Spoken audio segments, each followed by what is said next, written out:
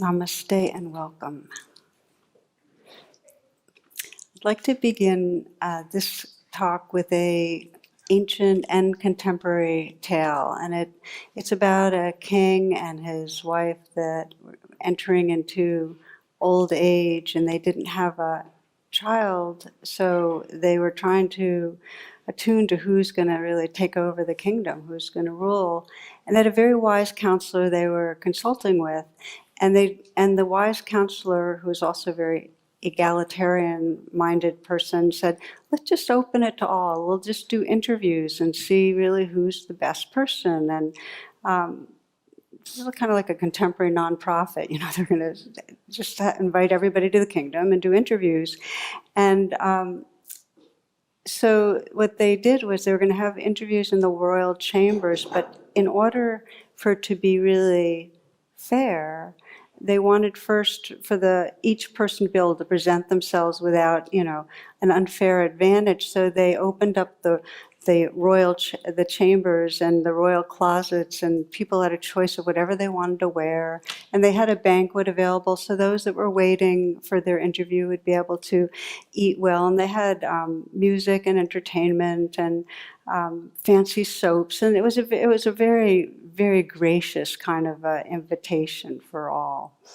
So the king and the queen and their counselor waited in the royal chambers for people to start lining up for their interviews. And hours went by, and finally they went downstairs and found that everybody had left. They had eaten all the food, and they had kind of left with some of the clothing. They'd even taken the fancy soaps. And they forgot to meet with the royal couple. In fact, they really forgot why they came. And so it is with many of us much of the time that we enter this life and we get kind of lost and waylaid, and we forget what really brings us here and what really most matters to us. So this is our theme, our place of inquiry tonight, which is really what are our deepest desires? And I'll kind of use the word aspiration also. What are the deepest desires, and how do we really live according to the compass of our heart and not forget? And in a way, you can think of the whole evolution of consciousness that a key element is remembering what matters. And so it is that in most meditations that I lead and most gatherings and workshops and retreats, right at the beginning we have a reflection. What is it that brings you here? What do you want? What does the deepest part of your heart want? And it's interesting that often people will come up afterwards and say, I reflect on my aspiration, but I just don't know. It's like nothing really comes to me. And then some people find that it's kind of prepackaged. Like they say, okay, what I want is to be happy, or I want to touch peace, or I want to be more loving. But it's like kind of a mantra they tell themselves. It's not coming from a very deep and alive place. And then some people find when they get really quiet and they reflect really deeply, they touch something quite alive and juicy and beautiful that really inspires them. It actually carries them into what's next with a very available heart. So what makes the difference? And one of the basic principles on the path is that the more we wake up and touch presence, really have that direct experience of feeling really here and awake and tender and open-hearted, the more our intention is to touch presence. And then the more we have that intention, the more it energizes the way we pay attention. So it's considered a virtuous spiral. And it's one that many people can relate to. When you touch something you cherish, then that becomes more in your consciousness. The Zen teacher Suzuki Roshi put it, I think, in the most elegant way. He said, the most important thing is to remember the most important thing. And that's it. So we begin by really, perhaps maybe the key inquiry, which is, how come we forget? I mean, what happens when we're forgetting? And mostly we're not aware of how much we forget. The more we're in a reaction to stress, in other words, when we're in traffic, when we have a deadline, when in some way we're late to an appointment, or we're afraid of failure, or that we're going to miss out on something, we're in that biochemistry of fight, flight, freeze. And the very nature of it is we're cut off from those parts of our mind and our heart and our being that are in touch with our deep intention. We're just not living from that depth. We're living from really that drivenness of fear and wanting that come with fight, flight, freeze. And last week, in my last talk, we were talking about trauma, which is the kind of the full-blown fight, flight, freeze. We're really caught in fear. And in those moments, it's a trance. We're in a trance most of the time, but it's such a trance that there is absolutely no remembrance of, may I awaken my heart, may I be free, may I touch the truth of who I am. It's like a complete small compartment of trance, and we act out of that. When we get caught, we forget what really matters. We're really in fight, flight, freeze. And I'll speak more personally that I know for myself, and it's big swaths of time that I'm really in busy mode and I'm speeding along, and my main intention is to check things off the list to soothe my anxiety. And in those moments, I'm not thinking, well, what will serve deeper presence or more open heart? I'm just really wanting to check things off the list. My mind has gotten narrow, and my intention is coming from that place. And the truth is that when we're stressed, we're fueled by discomfort. And even though it seems like we're living in a lot of thoughts, what's actually driving us is feelings. And I've always found it really interesting. This is Chief Justice Douglas, who described the decision-making at the Supreme Court level. And he said 90% of the decision is made by feelings, and the other 10% by thoughts to rationalize the feelings that we've just decided on. And so it is with our lives. If we really look at the decision-making and how we move through a day, it's based on feelings. So then the question is, what domain of feelings? Are we operating off of the fight, flight, freeze, fear, and grasping? Or is it from what is considered the purity that's underneath, which is really our deepest aspiration for love, for freedom, to wake up? There's many ways of describing it.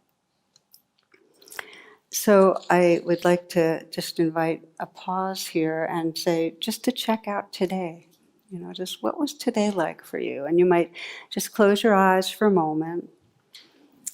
And before you scan, you might say, well, just imagine that today was the last day of your life. And from that vantage point, did you move through it in a way that felt aligned? It's okay that you were doing small tasks, but did you navigate, whatever the conversations or activity was, with a quality of wholeheartedness, of authenticity, of presence?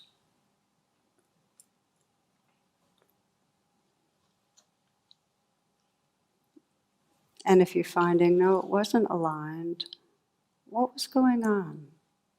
Was there a sense of being on automatic, and that maybe behind the automatic, the kind of familiar fuel of anxiety, like me trying to get things done? Or was there judging? Was there worrying, planning?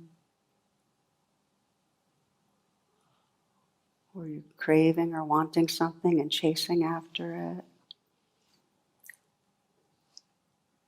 So as you scan and sense, what was really going on, what level of wants and needs was driving you, not to judge, because noticing is the beginning of shifting.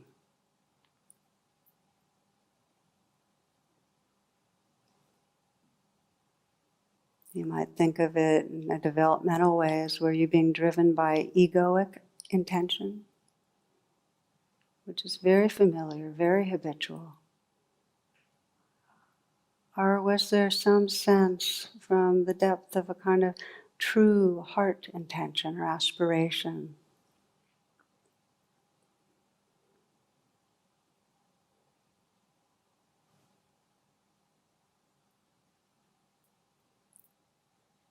And you can keep this reflection in mind. If you'd like to open your eyes, you're free to, just to maybe further define when I talk about egoic intention. It comes down to really the intention to defend against threats or problems, to promote our self-interest, to secure our attachments, to make ourselves feel better and not to feel worse. That's kind of the egoic level. And I often describe it in terms of a spacesuit that we get born into a planet that's inherently challenging. And we develop this egoic spacesuit to help us navigate, and we need it. And it helps us say, oh, danger there, go that way, and hey, something you need and want that way, go after it. And we navigate with it. But if we're living constantly, if our life is wall to wall being driven by egoic intent, then we get identified with the spacesuit and we forget the consciousness that's here. We forget the heart that's here. We forget a much more deep and vast and mysterious belonging that really can carry us home. Just remembering it, wanting it, longing for it.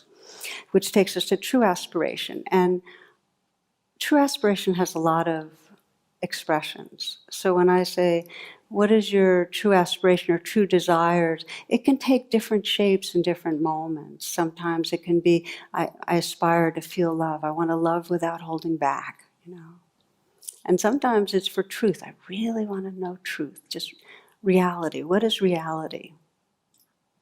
And sometimes our deepest aspiration might be a sense of, that peace that surpasses all understanding, profound peace.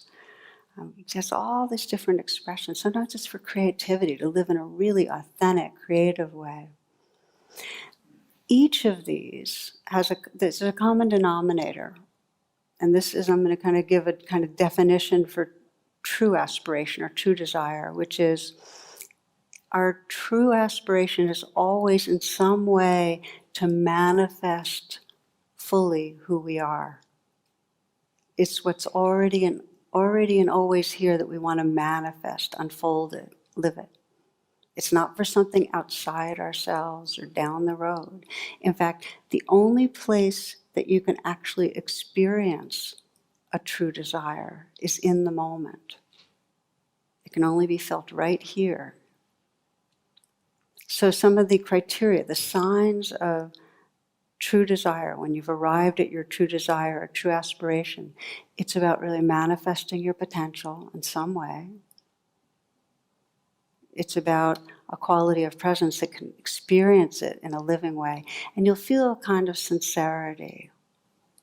I can say for myself that when I am prayerful and really in touch with what matters, it feels totally sincere. Like there's no been there, done that. There's no edge. There's nothing but just that purity of, yeah, this really matters. It has a kind of an innocence to it.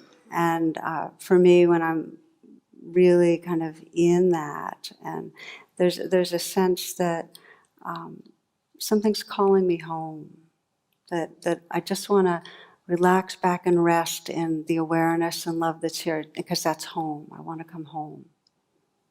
So I'm just giving you some of the flavors. Now, the Buddha taught that our entire life arises from the tip of intention. So that whatever your intention is right now, whether it's the surface waves of wanting, craving, fear, or it's that deep, tender place of longing, whatever your intention is, that then creates what happens out of it. It's kind of like your karma unfolds from your intention. And so that means in a conversation, if your intention is in some way to prove yourself or to dominate or to get approval or whatever, the conversation will unfold in a certain way based on that, the kind of egoic level. And if you're in a conversation and your intention is to take the risk to really not prepare in any way, but be totally available to connect and to understand, you're going to have a whole different experience. You know, the poet Mark Nepo calls that exquisite risk, when our intention is to absolutely come unarmored into the moment so that we're available to be changed, available to have real connection. What's our intention? So there's two different pathways we'll explore as we continue in this reflection to shift from the egoic level, which we all have some of, and we need some of, we just want it not to be dominating our attention all the time, but to shift from the egoic to that level of that purity of our true desires. And one of the approaches is for shifting it is by deeply reflecting, okay, what's my spiritual aspiration right now? And that's when we're a little quieter. You'll find if you're busy and stressed out and you try to do it, you're just going to have a lot of thoughts. So put that aside. The second way is when you are stressed out and you're stuck and you're really caught in reactivity, to be able to pause and say, okay, so what's my intention? What's driving right now? Because if you are in the middle of a conflict and you have a way to take a time out, you say, okay, what's my intention right now? All right, my intention is to get back at somebody, okay? Or, prove I'm right. That's a big one we have. If you get that, and then you pause some more, and you just are with that, with kindness, not judging it, then a deeper level of who you are and your intentionality will start unfolding itself. Well, what do I really want? Well, what do I really want under that? Until you get back home in what we might call true aspiration. So those are the two pathways. And I'm going to give you a few different examples of the latter, because I feel like it's so powerful to begin to pause and bring mindfulness to intention when we're caught in egoic patterns. So we're going to look at two places where we get hooked in those patternings, where we can use intention to come back home. And one of them will be when we're promoting ourselves in some way. The other will be conflict, because they happen all the time, every day, okay? And for promoting ourselves, we know that one of the, it comes on all levels. Self-promotion, it could be from the material level, that we're trying to acquire more money and more possessions or more approval or more power, just status in the world. It's our narrative, our story that we want others to know about ourselves. We're trying to in some way get that across. That's self-promotion. My husband, Jonathan Faust, has a bio that he has out there. And I thought I'd share a little bit about his bio. One thing on it is certified pesticide applicator, expired.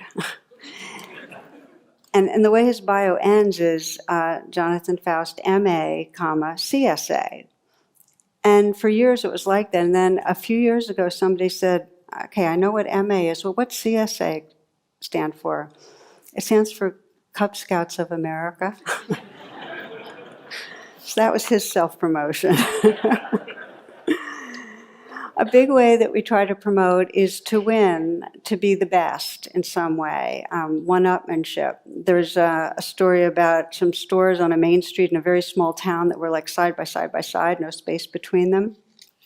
And they all sold the same kind of merchandise, so it was very, very competitive. And one day, one end, the owner put up a sign saying, "rock bottom prices."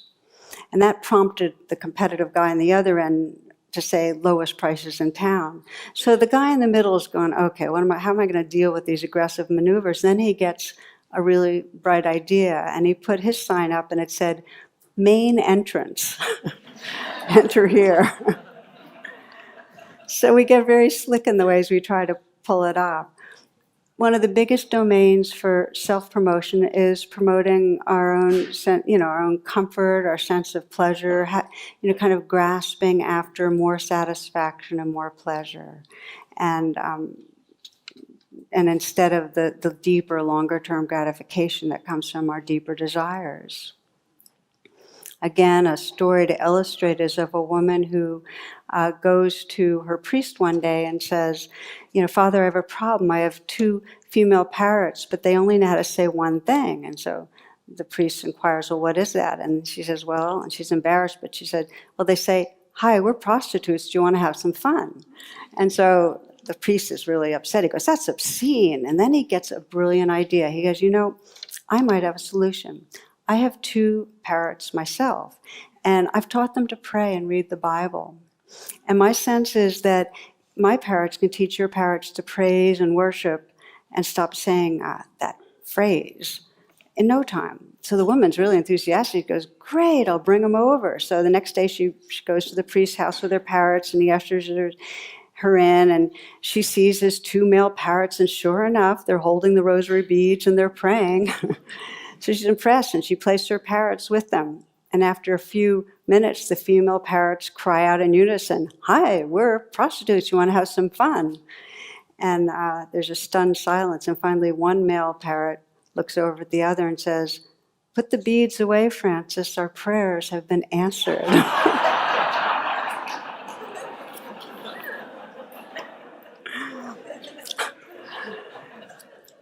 So I want to again say that we need the egoic spacesuit self, or we wouldn't reproduce and wouldn't do all sorts of things in this life. So it's not like bad and good. And yet, when we get identified with that, when our life is, we're constantly pursuing pleasures and constantly trying to get another's approval and constantly trying to prove we're right, we forget who we are. And so we're not in touch with the deepest longing, which is really to manifest this heart and this awareness that expresses our true nature. So there's an understanding that the more stress we're in, or the more we're driven, the more forgetting there is. This is Oprah Winfrey says, "Before you agree to do anything that might add even the smallest amount of stress to your life, ask yourself, what is my truest intention? Give yourself time to let a yes resound within you. When it's right, I guarantee that your entire body will feel it." So when we get stuck, when we're grasping and chasing after, it adds stress. What is it I really long for?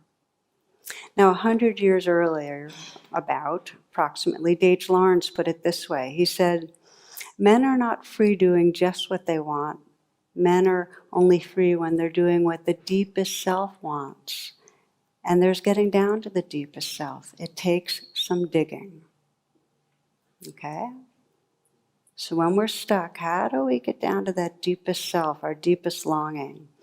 I'd like to give you an example of one woman I worked with some years back.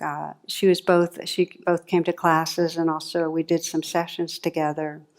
She had left government work and was CEO of a for-profit business that was involved with sustainable development. She was a sought-after consultant. Now, this is a woman that cared deeply about the world, about the environment, and about economic justice. And she was a super achiever. She graduated from Yale. She was very politically networked, very leveraged when I met her, and a competitive person. And she came to therapy, and this is interesting. She came because she was getting in touch with just how driven she was to be a player, to be visible and influential and powerful, and how it was creating in her a sense of shame and isolation, the degree of her drivenness. How many moments her focus was on numero uno, how is this going to leverage me personally? She felt like she was leaving home, and I think meditation got her more in touch with that. So we met, and we took a recent instance that she had in her mind where she had a news interview about the field she was in, and she had focused a lot on her own accomplishments and kind of deflected attention from others that had made some major contributions. So I asked her, so what was your intention in doing that? She said, I wanted to look good. And then I said, well, what will that do for you? Because this is the process. You keep saying, well, what will that do for you? Well, what will that do for you? And I said, well, so if you look good, then what? Well, I get more admiration, more attention. Okay, so what does it do for you to have more admiration, more attention? Well, then I know I'm worthy. So what does that do for you if you know you're worthy? Well, then I trust that I'm lovable. Then I trust I belong. Bingo, that's your aspiration. You want to really trust that loving and lovability, trust belonging. And then I asked her, so if you trusted it, like if you're really feeling loving and loved and belonging, what's that like? And it took her, she said, okay, she kind of had to go into that, and she said, well, it's like, read what she wrote. On this field of light, I'm alive, I'm tender, there's no boundary, and everything in the world's part of me. I said, okay, so just get familiar with that. Just feel it. Feel it right now in your body, your heart. And then her practice was, when you leave home, in other words, when you find yourself caught in that more ego level intention, of kind of promoting herself, forgive it, because it's absolutely conditioned. This is not like we choose to be self-aggrandizing, it's just conditioned. Forgive it. And then say, well, what am I wanting? Oh, what am I really wanting? Well, what will that do for me? What will that do for me? I call this tracing back desire. Because if you trace it back and back, it goes from those surface ego level waves that drive us most of the time to a deep, vast place in us that's very tender, that's just yearning to come home to the truth of who we are. Now, she did it many, many rounds. And just an update, she's still totally engaged, totally influential. She goes at it. She's a driven person, way more confident, basically more confident and more collaborative, which is really the way the world needs to go. And her description was, she says, I'm feeling a lot more joy, which is the truth, because it's never joyful to promote ourselves. It gives a temporary zing, and it's very biochemical, it's a real zing, and we get very attached to it. But it's not joy. Joy is in homecoming. So that's just one example of tracing back, and there's a beautiful kind of understanding that to be kind, or to be really who we are, we need to swerve frequently from our path. That we might be on a track, an egoic track, but to really be aligned, we're just going to have to keep on being flexible to really be who we are. A brief example that I loved, again I got this from the poet Mark Nepo, who I highly recommend his poems and his writings. He has a story in one of his books about a cyclist who worked and prepared for months for a cycling race that was going to take place out in the country. And he got into great shape, and there the race begins, and within very little time, he's way, way ahead of everybody. He's in the lead quite a bit. And then all of a sudden, a great blue heron sweeps down, wings spread, sweeps right over his handlebars. And he's stunned. And he stops his bike, and he's just straddling. Because in some way, this heron opened him up to something he had been chasing his whole life. There was a moment that he opened to. And everybody else is catching up, and he is stopped, and he's confused. And we'll go to the end of the story. Years later, people would say to him, well, now and then, well, what cost you that race? And his response would be, I didn't lose the race, I left it.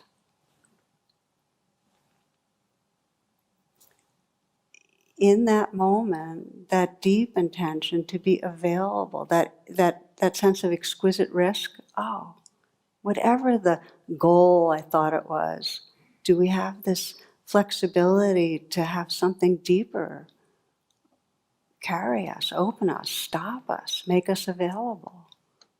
He was available to be changed. That's being aligned with deep intention.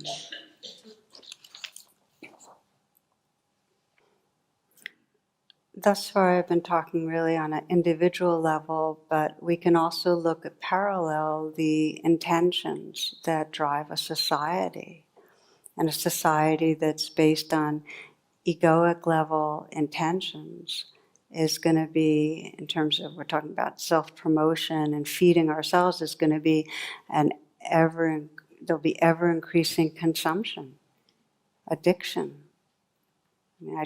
Many of you might have seen on the front page of the Times today that large sections of the Great Barrier Reef are dead. Before schedule even, that before they thought they're dead. This is horrific. This is a major horrific piece of news that reflects, the devastation of global warming, which has to do with greenhouse gases that are because we're over-consuming fuel. The intention that runs a society has great effect. And when that intention shifts, if we shift from gross national product to gross national happiness, to really living from that intention that humans be there to help each other, enjoy each other, that we live more simply and nourish this life web, that's the shift to true aspiration. So we've talked so far about how do we drop down when it's self-promotion. The second domain, which is again one that's pervasive, is how do we shift our intention when we're in conflict with another person? And again, this is a huge one because we spend a lot of our time trying to control each other in some way. And when another doesn't cooperate, we get defensive, we get aggressive, we try to dominate, we try to manipulate. Illustration, an old man in Phoenix calls his son in New York and says, I hate to ruin your day, but I have to tell you that your mother and I are divorcing. 45 years of misery is enough. And the son screams out, Pop, what are you talking about? And the father interrupts, we can't stand the sight of each other anymore. We're sick and tired of each other, and I'm sick of talking about this. And he says, go call your sister in Chicago and tell her. Hangs up. Okay, so brother calls the sister, and she's freaked out too. So she calls her father and says, you are not getting divorced. Don't do a single thing until I get there. I'm calling my brother back. We'll both be there tomorrow. Until then, don't do anything. Do you hear me? And she hangs up. Okay.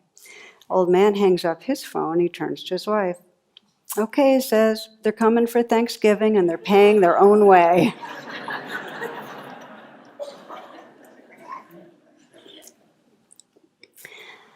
Every one of us knows, and this is the particular error we get most caught in, is blame, aversive judgment and blame. And we know what it's like. So that's the egoic level that we're most familiar with, the criticizing. And, we do it, the intention behind it, we're trying to control things. We're trying to find some ground. We're trying to be right. We make others wrong and we try to be right. So it's a powerful opportunity if we really want to wake up our consciousness. It's a powerful opportunity to explore, okay, what's the intention here? And can we, in that presence, come to a deeper, wiser, more liberating intent? An example of how this works in this domain, one of the men that actually attended this class some years ago talked to me about how he and his partner were locked into this kind of growing kind of tension. And background, briefly, he left a very secure job, well-paying, decided he wanted to build his business as an executive coach. He's really excited about it, and he's doing all these extra trainings. He's taking trainings in communications and diversity and focusing and so on. His wife has meanwhile become super anxious about income and security, and so she starts getting more and more critical about how he's prioritizing his time, how he's running things, how he's, how small his client base is, etc. So almost every conversation just ends up descending into that same argument, with her being critical and him defending and getting very distant. And in general, she basically was punishing. She was angry and upset and punishing towards him. And he described one day coming back from a day-long training, and she's questioning him, on how that training was really going to bring him clients, and getting angry. And he gets very angry and he cuts her off. And he says, why do I have to justify every step of the way? Then he told her, I feel like I'm the enemy and you're just at me all the time. And, he told her he's sick of it. So that was the one we talked about. That's the one we explored together. And I said, okay, so you're angry, and what's the intention? It's to push her away, to defend myself, from her attacks. And then I said, so what's if you had to really sense, what are you defending yourself from? And he said, it's from the hurt. He said, if I don't push her away, then I have to feel hurt that she doesn't trust me. So defending against that hurt. And I'm defending against the sense that she doesn't care that I'm pursuing something I'm excited about. So we paused there, and that was a place for self-compassion, that feeling of hurt. If you want to get down to deeper intentions, you have to take care of the place that's feeling, upset. So he brought some real care there. And then I said, and after he had some time, I said, so what is the deepest intention? If you're back with her, what is it you're really wanting to happen with her? I said, well, I want us to be close again, like we used to be. I want us to care about what the other person cares about and to understand each other. And he said, I want to be allies, not enemies. So I had him go through an inner process, of imagining speaking with her. And I said, I want you to, get in touch with the part of you that has that deep intention. It's his more evolved self. I sometimes refer to it as his future self, in the sense that that's his being. If once he's really awake and mature, he'd have that intention. And I said, and through the eyes of your more evolved self, what's going on for her? What's her intention? Well, she's afraid. We're drawing, on our savings now, and there's very little buffer. And she's hurt that I don't care about her fears. So then I said, well, from the perspective of future self, what does she really need? And she said, she needs me to show her that I care about her fears, that I'm willing to listen. So this was the practice he had, which was every time they'd lock into conflict, he would try to call on, when he felt hurt by her reaction, he'd breathe and offer him self-care. But then he'd call on his future self, that intention, that they be allies, that they connect, that they have understanding. And little by little, it gave him more choice on how to respond when she lashed out. So he was able to say things like, okay, what's behind that? I feel like you're afraid right now. Is that what it is? Like, check out things and start listening when she said she was, that, how much their financial situation was shaking them up. And so they started being allies and looking at how could they create a way of doing it together so that she would feel more secure. And he then was able to express his vulnerability, that he needed her to trust him some and to care about what he cared about. So it opened up communications. And I found this, that often in conflict, usually it's one person that has to lead the way a little bit in making it safe enough for the other person. But if one person can ask themselves, what really matters here? What do I really care about? They're going to be then coming from their more evolved self and have more choice in how to meet the needs that felt like they weren't meetable, how to work with both people's needs. There's new choices. I think of this often as when we're in conflict, our mind makes the other person the enemy. And as long as the intention is to in some way deal with the enemy as an enemy, I want to push them away or beat them or prove I'm right, we're going to stay in the same egoic loop. But if we can instead sense our intention to be allies, that we want to connect, there's all sorts of creativity that's possible.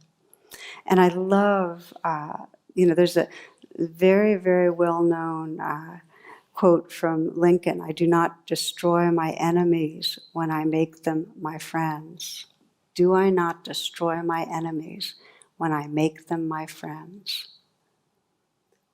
That is the shift from egoic to true aspiration, when we can hold it in that big a way. The poet Edwin Markham put it this way: he drew a circle that shut me out, heretic, rebel, a thing to flout. But love and I had the wit to win. We drew a circle that took him in. Okay.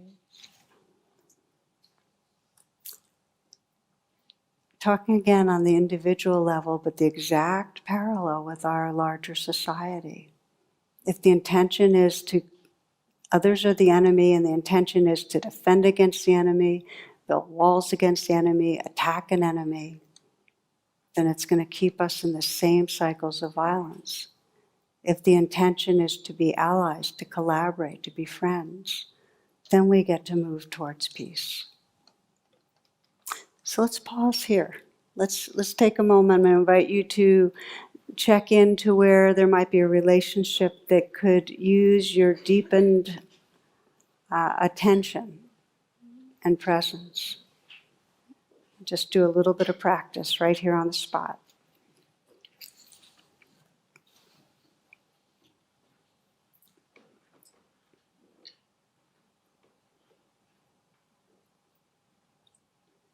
So see if you can bring to mind some situation where you get it conflictual, reactive with somebody, family, friend, colleague.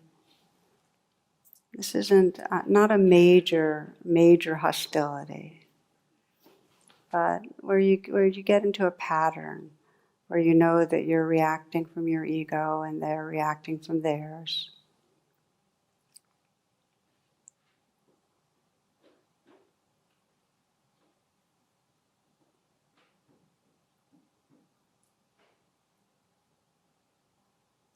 You might imagine one situation that is representative.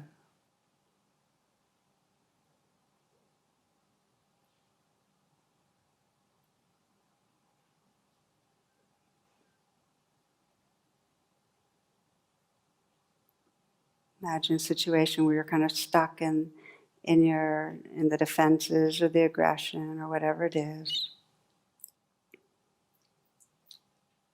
And you might ask yourself, what's my intent right here? Am I trying to protect myself from hurt?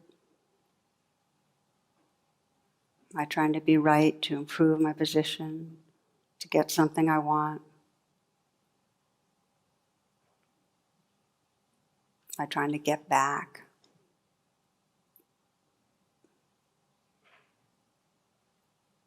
And whatever you notice on the egoic want level, just to regard it with compassion.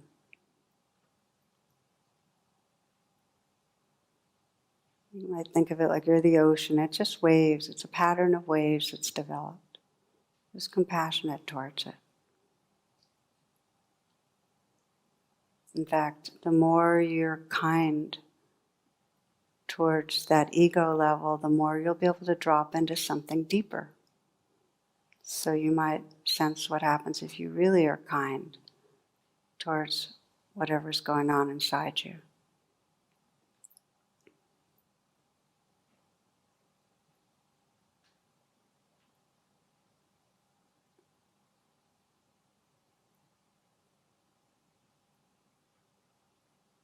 And then investigate more deeply. What's my deepest intention? What really matters? If you and this person were at the end of your lives, what would you wish?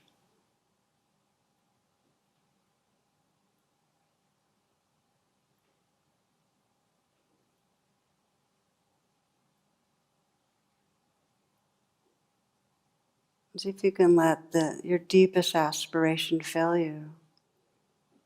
So you look through the eyes of your more awake self at the other person, maybe sensing a bit where they're vulnerable, what they need.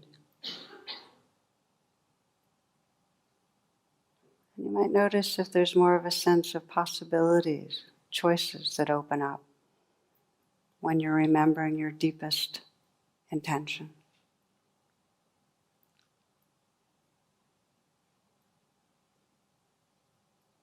Knowing that this takes repeating many rounds. Where attention goes, energy flows.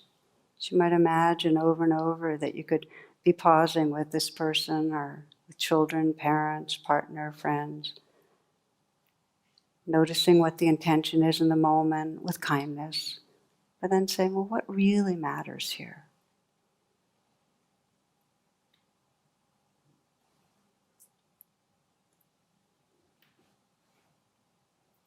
We started with the king and the townspeople, townspeople in a trance visiting the palace. And we know we don't want to go through the decades sleepwalking, chasing after comforts and pleasures, caught in judging and blame. We don't want to miss the fullness of love and aliveness and mystery that's who we are. Mary Oliver, in one of her poems, describes kneeling in prayer in a field, contemplating with wonder a grasshopper who's gazing around with enormous, complicated eyes. And she writes, "Tell me, what else should I have done? Doesn't everything die at last and too soon? Tell me, what is it you plan to do with your one wild and precious life?"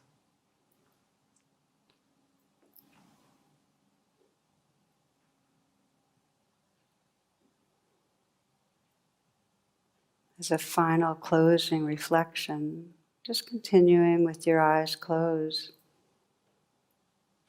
You might imagine if you knew you really knew you had a year to live.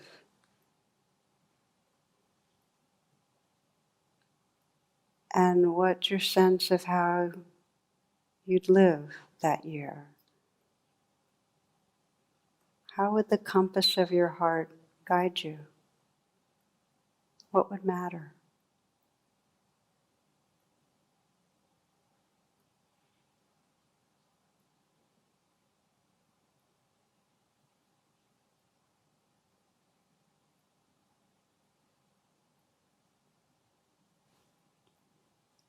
You might imagine if you had a month, in the same way. What's the sense of your true aspiration? your desire, how would that guide you?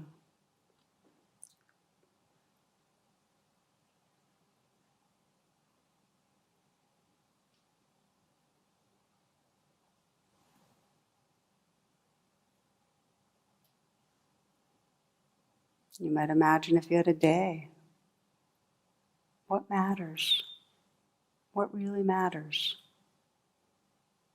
What do you want to remember? How do you want to live your moments?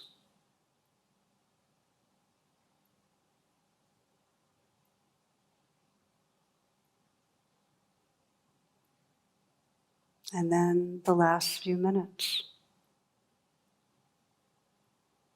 what is it that you want to really remember, open to, touch, live from, die into? What matters?